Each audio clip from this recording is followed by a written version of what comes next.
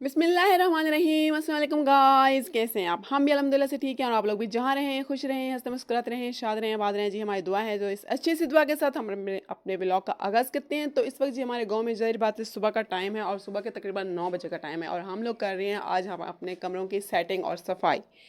तो जी अब हमने इसका ये जो हमारा एक ये वाला कमरा है और इसमें जो सामान रखा हुआ है, ये सारा का सारा सामान जो है ना हमने दूसरे वाले कमरे में जो है ना वो तब्दील करके रखना है।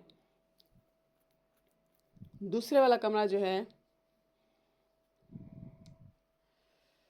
ये साथ वाला ही कमरा है, दूसरे वाला कमरा।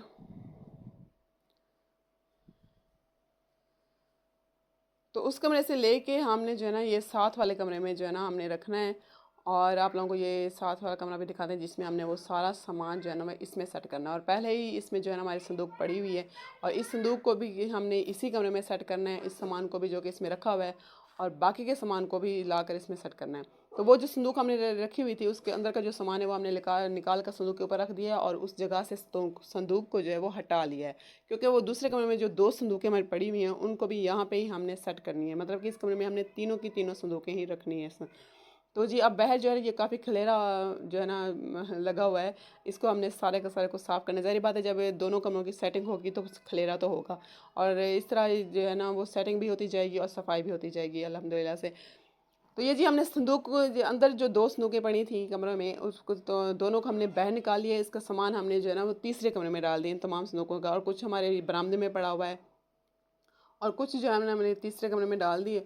और अब ये खाली हैं दोनों के दोनों, इनको हमने झाड़ के दूसरे कमरे में रखना है। और ये बिल्कुल भी ये कमरा खाली हो गया, ये देखें इसका सामान सारा भी हमने जो है ना वो बाहर निकाल लिया है कोई।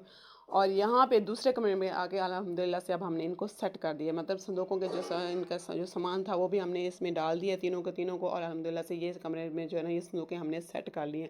और बाकी जो सामान हमारा बरामदे में पड़ा हुआ है इसको भी हमने जो है ना साफ़ करके झाड़ के अंदर रखना है उसी कमरे में। और इस कमरे को हमने करना है साफ़। और ये देखिए ये तकरीबन इसका सारा सामान जो है ना हम बाहर निकाल चुके हैं और बाकी इसकी सफाई रहती है।